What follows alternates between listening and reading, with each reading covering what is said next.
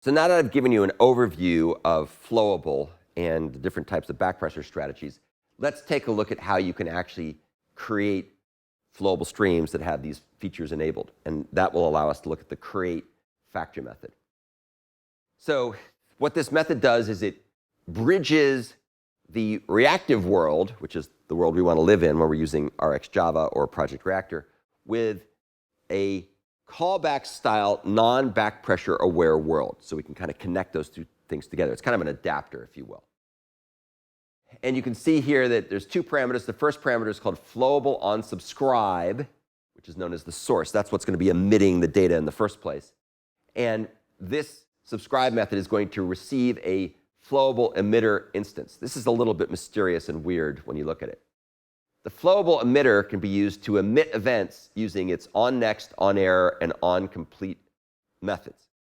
So those should be familiar to you by now because that's what everything works with in the reactive streams model: onNext, onError, and onComplete.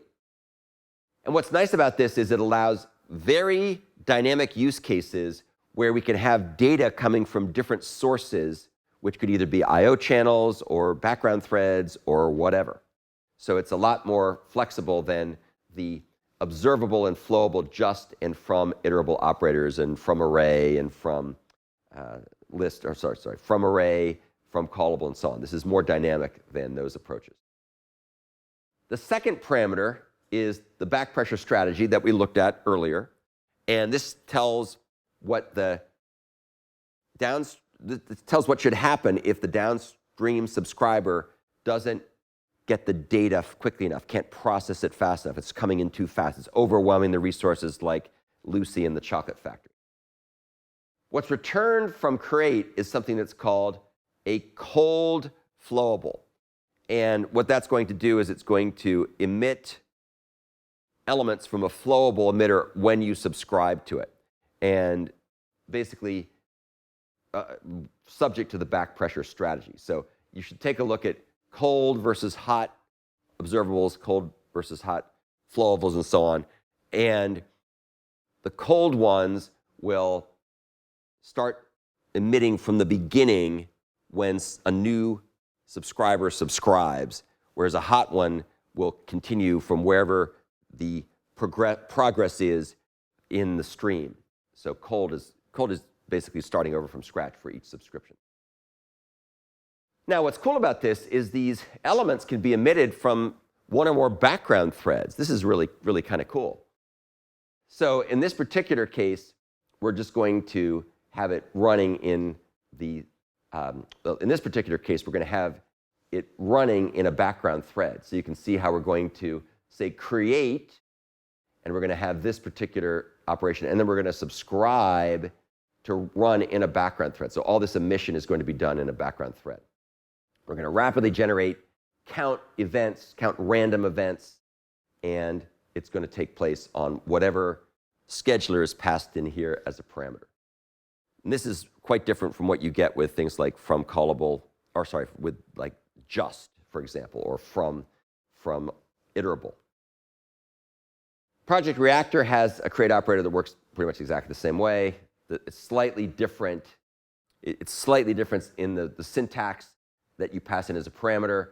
But what's interesting about Project Reactor's Flux is because it came later than RxJava, they baked back pressure into Flux. So RxJava has an observable that lacks back pressure support, and Flowable, which supports it in version 2 of RxJava, whereas Project Reactor's Flux handles both cases, and they do it just by overloading create. So if you don't want back pressure strategies, just use the single parameter version.